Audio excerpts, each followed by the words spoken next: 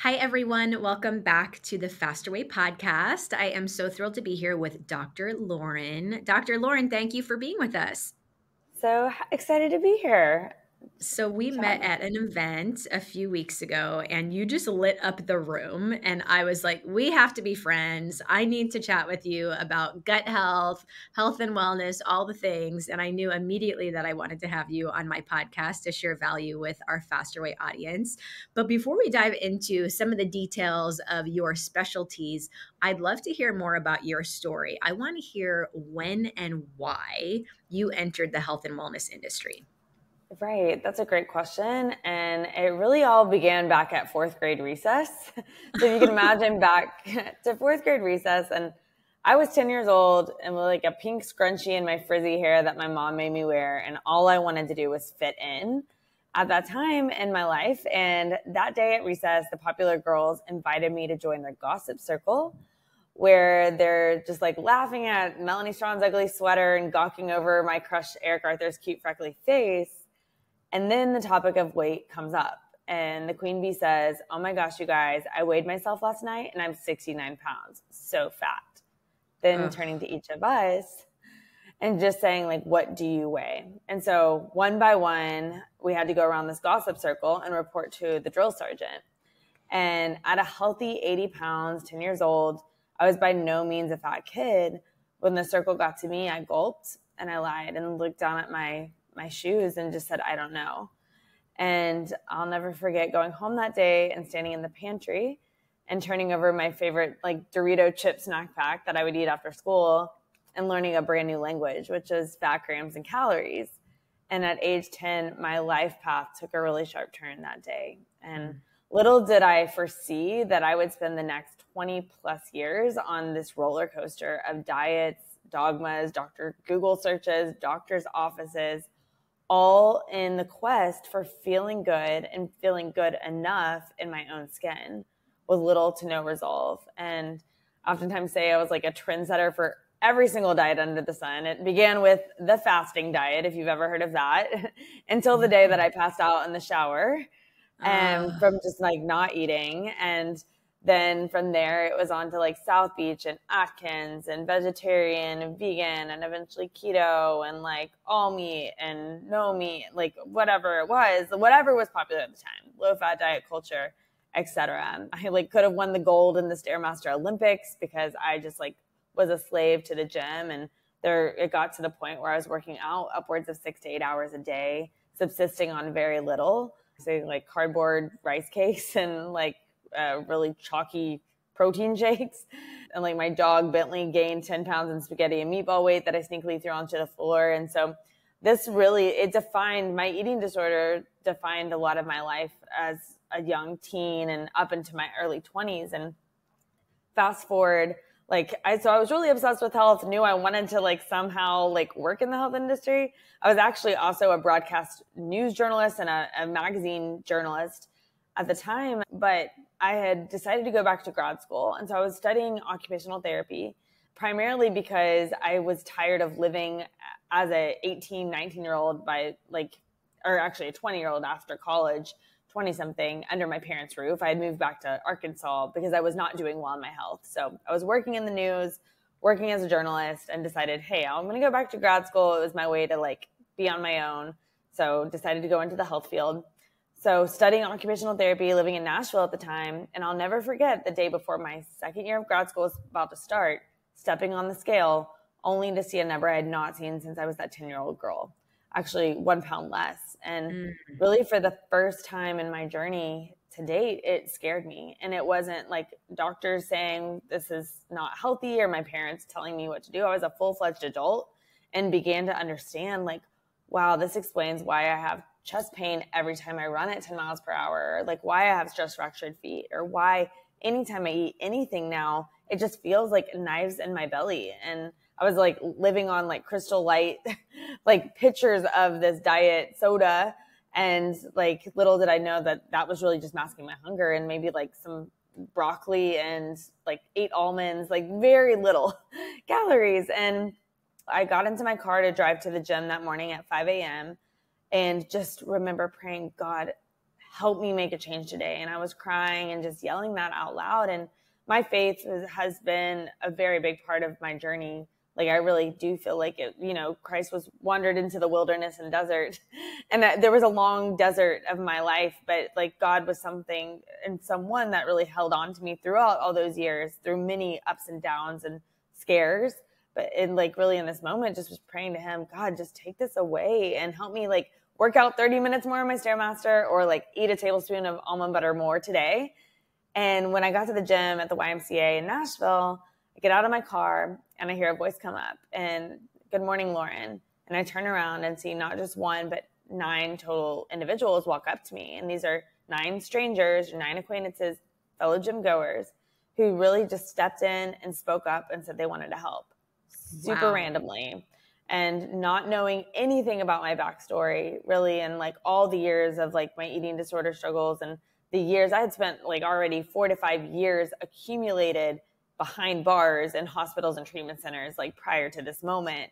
So I'd sought many treatment multiple times, but they just stepped in, spoke up, said they wanted to help, not knowing what to do or if they were overstepping. They just saw a girl that was like dying, killing herself every day on the Stairmaster. And so they drove me to Vanderbilt Hospital and walk in, and nothing imminent had happened. No bullet wound, no car wreck. The doctor's like, why is she here? What's up? But they knew I was not well. And they had called my parents the night before and said what they were going to do. My parents did not know them at all. And my parents were just so thankful because they had tried everything. And within the next 48 hours, I found myself in the CCU with a heart rate in the near 20s and doctors saying I may not make it. And I just know without a doubt that had they not stepped in, I would not be here today talking to you. And it really, in that moment, while doctors are going crazy, calling, hey, we may need to call code blue on this girl. I'm like, what is happening? It just felt like an out-of-body experience to me. And I heard and felt a direct, like from God, just saying like, Lauryn, you're going to make it. You're going to be okay. But buckle up your seatbelt because it's going to be a ride.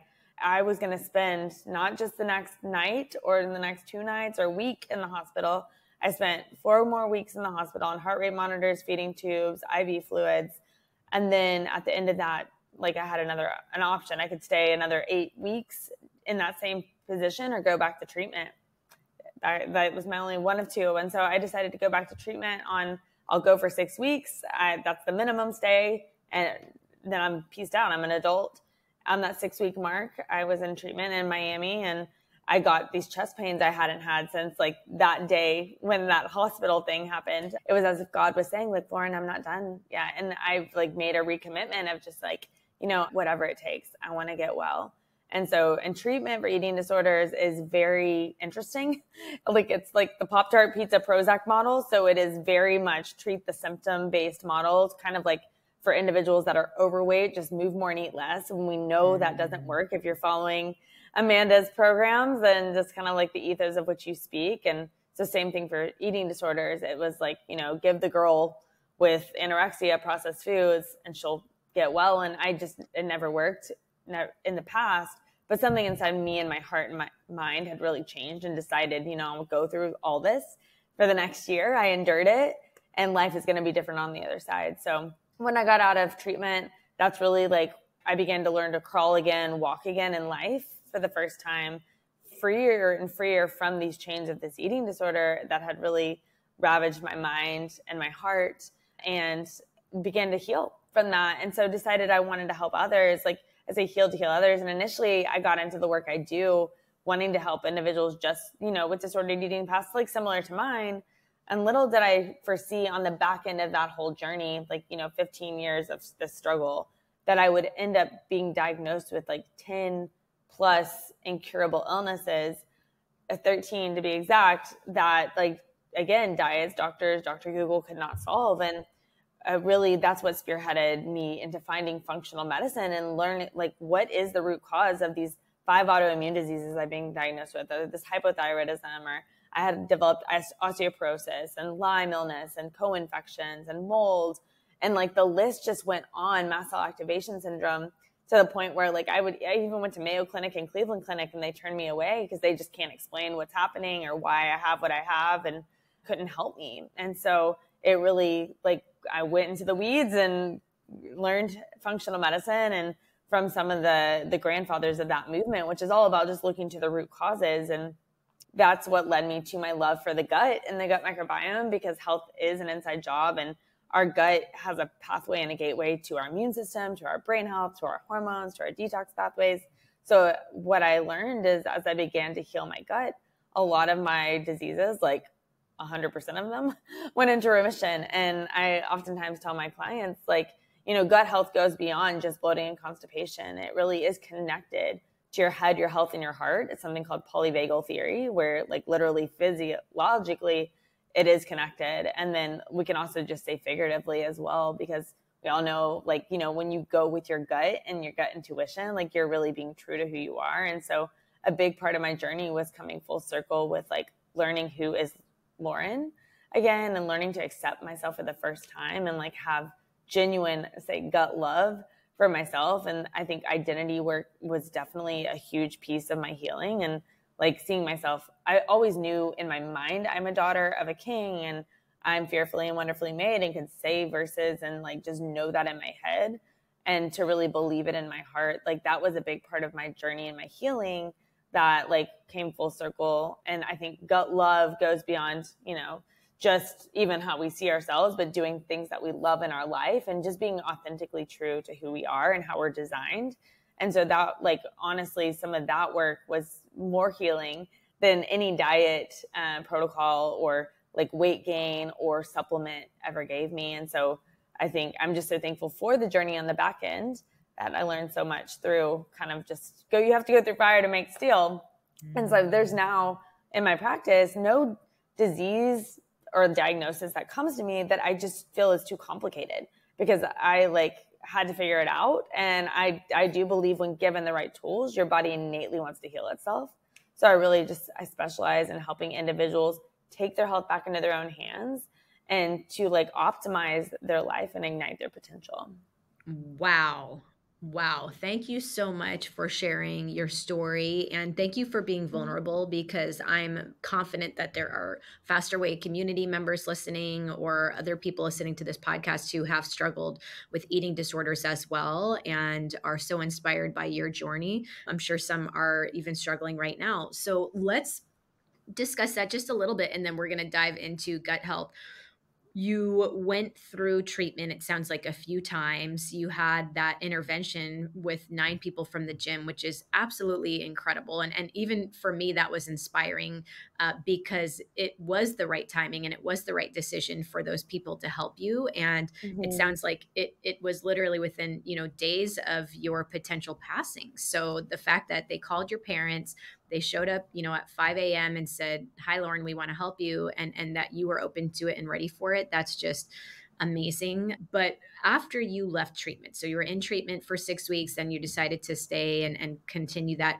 Like, what helped you maintain a healthy lifestyle and focus on eating the right foods? Like, what did that journey look like, and what does it look like today? How do you stay Yeah. healthy even today? Yeah, that's a great question. And I think there were several things. One was like community was huge. So like on the back end of that journey, like I fell and stumbled into an amazing community, both through church and my a CrossFit box. And I started to learn how to surround myself with like-minded, healthy people was really helpful. We are some of the 5 people closest to us, is like a saying or quote. Yeah. And it really is like monkey see, monkey do. So as I began to like get to know other individuals that were just like health minded, it really began to help me have more confidence in things that felt very foreign to me, like, eating regular meals or not over exercising, or like focusing more on like strength from the inside out, which I loved about CrossFit was like there was no mirrors in the gym. And so it was like learning how to like be strong, and like it was fun. And I think like that's kind of what you've building in your business as well. It's like community is huge, and we see this like in any successful entity. Like, I mean, I think the CrossFit community is a huge example of that in and of itself, but there is strength in numbers. And so I think surrounding myself with like health minded people and focusing more on like again, positive, like towards versus away mindset, that were people like pursuing growth in their life, not just in the gym, but also just in life. And then like my church community similarly as well, like just like a lot, like a purpose filled living was a huge piece of the puzzle on the health. And then like practicality, like on the food piece, I think just learning about real food. And I think it's so interesting also in the treatment model, we're never taught nutrition more than like, here, eat the food guide pyramid or eat like these amount of calories or like even exchanges. I never was educated on like, why this protein is that good for me? Or like, how do carbs affect my blood sugar? Or like, how do I feel when I do drink all this Crystal Light? Like to really just get connected to, I call it a gut check with yourself of like, how do I feel? Why do I feel this way? What do I need? Kind of asking those questions around food, like really helped me begin to like see food as like not a foreign substance or something that was scary or something that was just like, an exchange or a number. It really is life-giving fuel. And so as I began to learn more about fuel, and I actually decided to pursue nutrition and then like other education within the functional realm, that's just how I'm personally designed, is like, I really want to like go in the weeds and like learn hands-on. And so that was super helpful when I began to learn from even the clinician perspective in empowering my own health. Yeah, I think learning why we need fuel to function optimally and how it really works to bring us energy and to optimize our metabolism is such a great way to go through that journey. It's interesting because I have been in the nutrition and fitness industry for so long, and many of my colleagues who are registered dietitians in particular, they have disordered eating in their past. Many of us trainers had a level of disordered eating in our past. I never struggled with an eating disorder, but I will say, like, I was tracking calories in a way that wasn't healthy. I was doing certain things 15 years ago that wasn't necessarily healthy in my perspective now. But a lot of my colleagues who are RDs, they struggled or even still struggle with eating disorders. And so I just find that I was a psychology major, so a lot of the people in my classes too, it's like the people who need the therapy become the therapist sometimes. Yeah, it is. It's I just mean, a way to process through. yeah, definitely. It's part of the journey, or like why maybe the interest is there too. Yeah, yeah, And then it for can be sure. used for the good. Yeah, yeah. Okay, let's talk about gut, and then I want to hear more about even your personal, like, what you do for workouts and your supplements and Yes. your own eating routine. You shared how important the gut is to mind and body, but share with us why this has been such an overlooked aspect of health and wellness. Like when you go to a typical doctor, your medical doctor, they're not testing your gut. They're not thinking about your gut. They're literally, what is your symptom? How can we prescribe something to fix that particular? But like, why has this been so overlooked? And do you see this improving over the next decade? Yeah, that's a great question. I think it's so interesting to look even on PubMed and just say like, 15 years ago, put gut microbiome in there just as a search result, or leaky gut in there. And the results are like in the hundreds. And now if you put it in there today, it's in the like hundreds of thousands of like how Okay. much like research is out there, and just like on the impacts of gut health in anything. You could do gut health and diabetes, gut health and metabolism, gut health and carbohydrates. Like you're gonna figure, like there's so much research being done in multiple angles. And the interesting thing about research, like, and the relay into the medical system is like, it's usually, I think, 15 to 20 years behind, like as far as it being infiltrated and even taught, like even textbooks today, medical textbooks, 50 years old. But, and the thing about our system as a whole, like, I mean, there's so many layers to it, but number one, there's not much money in just like helping people heal, like with a natural means. Like if like gut health is the gateway and telling people, eating real food and not like big food, big pharma kind of like entities using those foods to do that, to heal, like it's not going to get you far. And that system also sets us up. So like our big food industry, for example, like that we're raised on, say age 0 to like 20s and 30s, before like some chronic illnesses begin to creep up.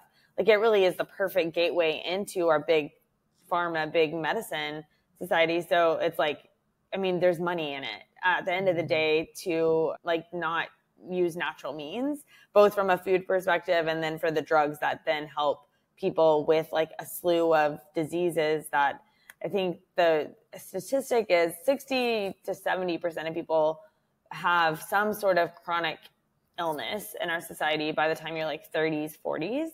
I say, and like 90% of people, just knowing what I know about the gut microbiome, have dysbiosis in general in our society. You know, only 5 to 10% of our health outcomes are related to our genes, which load the gun, but environment, lifestyle, nutrition, and gut microbiome health, which is impacted by all these things, pull the trigger. And so if 90% of people have dysbiosis, actually 93% of people have, you know, metabolic issues as well, like metabolic dysfunction, to like whether it's overt diabetes, pre-diabetes, hyperglycemia throughout the day, and like slow metabolism, difficulty losing weight, etc.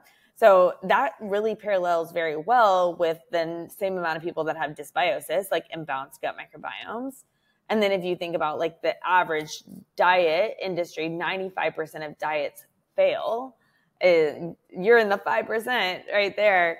But like, you know, that also parallels well with the dysbiosis. And so like, we're not fixing the gut by just like, we're coming from a top down approach. And so I think like, I don't see it changing in like society as a whole, like big conventional medicine, just because it's like, they're doing what they're doing. Really great at acute care. Like if you get in a car wreck or if you break a bone or like you need something acute, like you definitely want that, a surgeon on that, or like sutures, etc. And for a chronic and lifestyle induced like imbalances, diseases, or just kind of like that gray zone of like, you know, fat, foggy, fatigued feeling, like the conventional wisdom is not like designed to help that, as well as like it's medicine. Like, so if medical doctors by and large, until if they do other training, that's awesome. Like, you know, into functional medicine, and they definitely can, but the system is training like doctors to know medicine to help or to like doctor these symptoms. And so like, that's just their paradigm, and like, that's what they're learning, and that's their scope of practice. And so it like, just to say, you know, healing your gut, and there's many ways to do that and many factors that affect that. But like, you know, food is a big piece of that puzzle. We can use supplementation, smart supplementation, I say, to help be like the bumper lanes for ushering a healthy gut back to health, but it's not the panacea. Supplements don't have to be. It's really our lifestyle factors, movement, etc. Why do diets and exercise work to a degree? Even if 95% of diets fail, there's a curve that usually they fail at. So they initially work. If someone adopts a new diet of some sort or a crash diet, they do see results. Why is that? It's not just because the diet or the exercise worked. It's because of how it's modifying the gut microbiome ultimately. And one of my favorite studies is where they took 2 germ-free mice, meaning like 0 bacteria in these mice, and they gave one mice bacteria from an overweight twin, and then they gave the other mouse the bacteria from a lean twin. No change in diet or exercise at all to see what happened. And lo and behold, the mice that get bacteria from the overweight twin gain weight, and the mice that get bacteria from the lean twin lose weight. No change in diet or exercise at all again. And so the modification of our microbiome is really what can impact our metabolism and our weight loss or our weight gain. And, you know, on my own journey, a big aha into that was I was in a place of needing to gain weight. And it's interesting in eating disorder culture, again, Pop-Tarts, pizza, Prozac, a lot of girls will go hypermetabolic. So meaning like I was eating 4,000 calories and actually losing weight, or like my body is just like, what do I do with all this? We're eating a lot of crappy food. What I found is like, you know, in the real world, the wild, when I'm like more in a place of being in control of like my diet, et cetera, and not just what the hospital is feeding me. And like, I actually started to use a probiotic therapy, my body began to gain to a healthy place. And my body went to the homeostatic place. Just like if an individual needs to lose weight, it's like not so much about like cutting things like so many calories or like what you would think from a diet culture. If you can also focus on like modifying the gut microbiome and reshaping that, you're going to harvest your calories differently, your macros differently. I think a big reason why there's, so much dogma in whatever diet camp you're in, if you're in one, whether it's like animal-based carnivore, keto, or vegan, is like, you know, a lot of people think like, oh, this carnivore diet or this like no carb diet, it helps me lose weight. The reason why you're losing weight or being lean or gaining muscle, et cetera, and like, or feeling better immune system is because you probably had dysbiosis before, like imbalanced bacteria or SIBO. And like, so you found when you were eating some of those carbs or those toxic plant foods or those oxalates, you were feeling bothered by it and like not seeing results. But now you've like kind of ripped the Band-Aid off because you're just avoiding it. And so your gut bugs or dysbiotic bugs aren't being fed. So you think you feel better and you do feel better. And like, that's still going to be an issue if you incorporate those foods back in. It's not like you've completely like healed your gut. So if you were to like kind of reverse engineer it and come from a gut first approach, you would find like the like toxins in some of these plants that are being talked about now really don't impact you because you have microbes to digest those oxalates, for example, that you were not able to digest before. So a lot of times like health is an inside job. And the reason why certain diets work is because of just, again, how they're shifting your microbiome or how they're like offloading your microbiome from digesting foods that you are so dysbiotic right now that you can't digest. And that dysbiosis was created probably from like, you know, life prior to even your health journey. Like a lot of folks, again, especially in Western world, antibiotics as kids or like the processed foods that we grew up on or the diet health culture foods like lean cuisines, etc. So those all play a role. Or like even like birth control pills, huge for women that I see so often. And like that really is so, it congests your gallbladder. And so you don't digest food as well. You don't produce as much bile and enzymes. And so if we can offload, I think toxins is a whole nother topic for another day, but that is really inundated the microbiome as well. And we do know we live in a toxic world with 100,000 unregulated toxins in the westernized society. Like if you go to Europe, they have, I think, a fraction of that, like in the like 10,000s range, where we have just like so many more variables that we're inundated with. Yeah. Okay. So many good nuggets. Just really fantastic. I'm glad that you touched on birth control. That absolutely, got my ears perked up because I know personally I've had issues with birth control and you share, doctors nowadays they are trained to treat acute diseases or acute medical conditions. So if you break an arm, go to the doctor. But what I am passionate about doing is preventing people from even getting to the point where they're struggling with obesity, diabetes, disease. And so much of it can be prevented with nutrition. And you shared, I think it was, you said 5% of diseases and disorders are related to genetics, where 95% is lifestyle and environment. I mean, that is a huge statistic. And I want everybody to really hear that. Dysbiosis is a new term for many of our listeners. So what is a symptom that our listeners might be experiencing to kind of tip them off that they might be dealing with dysbiosis? Yeah, great question. And symptom is the key word right there. So like symptoms are not natural in general. Like just because something's common doesn't mean it's normal for humans. And so I think symptomology overtly, whether it's low energy and despite sleeping, or skin related symptomology, or thyroid related symptomology, or food intolerances, bloating, constipation, obviously hormone imbalances, these are all connected headaches that are like especially if you are seemingly doing the things that like would not cause these things. So like, if I've gotten my sleep in and I am drinking water, like, and I'm like, I still have a headache or something like that, like where it just seems like, or with the bloating and constipation, like I am eating healthy, but I still feel bloated and constipated. Yeah. I mean, you just name X symptom. And that is kind of like, obesity doesn't exist in nature. Symptomology doesn't exist in nature chronic symptomology. We can have acute symptomology that happens just in general. Like it's a part of being human. We're not going to, I know, live in perfect like bubbles all the time. But if you struggle and look with these lingering symptoms that are just even that fat, foggy fatigue that I mentioned, there is a gut relation to that, just because the gut is the mothership of your body. And so they call it the second brain. I really call it the first brain. You have more neurons, brain cells in your gut than any other part of your peripheral nervous system. And you are more microbe than cells. So you're bacteria in there. We hear the word bacteria, and I think a lot of folks tend to think germ theory, like bacteria seems like a negative term, but bacteria just really are like the life, like the orchestra of your body's life. And they just help you with optimal function. And so our microbes are constantly like communicating to different axes in our body. So whether it's to our brain or like they are governing our immune system, et cetera. So just symptomology overtly, there's a gut relation.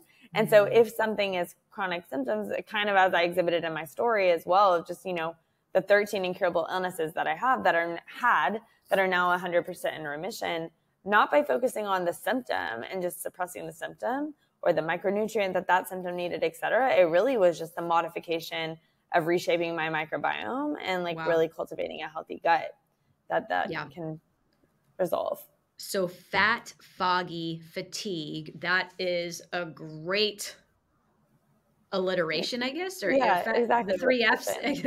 Yes, totally. Fat, foggy, fatigue. So many of you listening, it is going to be important that you consider this and address this. So I want to talk about testing, because I know I recently did like 20 different tests with a doctor, and looked at my gut health, looked at all the blood work, and I did organic acids test, which is like a stool test. So what is the best way, and maybe even the most affordable way, to test your gut health?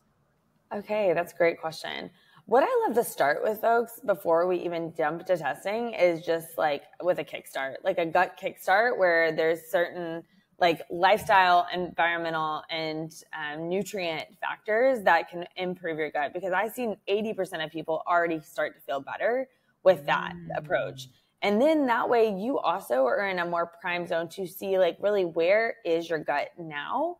Like, was it from variables such as, like whether it was eating a certain diet that you were eating that wasn't like as gut loving, et cetera, or like your enzymes, your digestive enzymes and your stomach acid were pretty low before, but we've added in a little bit of supplement and digestive support during that kickstart to then help your body.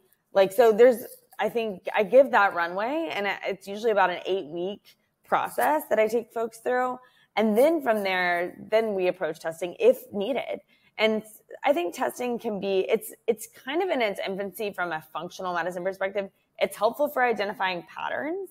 So patterns of like, is there dysbiosis? But I don't get so caught up in the weeds of like, hey, you have this bacteria and this bacteria that are like overgrown, et cetera. Because right now our tests are sequencing about like 40 to 50,000 microbes when you have trillions. And so it's just it's a good snapshot. So if you're interested and curious, like what does gut testing even mean or look like, I usually will run like a GI-FX test, which is a comprehensive stool analysis on folks. It'll look at bacterial patterns as well as inflammatory markers, immune markers in your gut. It can do a little bit of parasitology, although parasites, most people do have parasites, and stool testing is not always going to pick them up because they like to go dormant. So sometimes we can treat those empirically down the line if needed.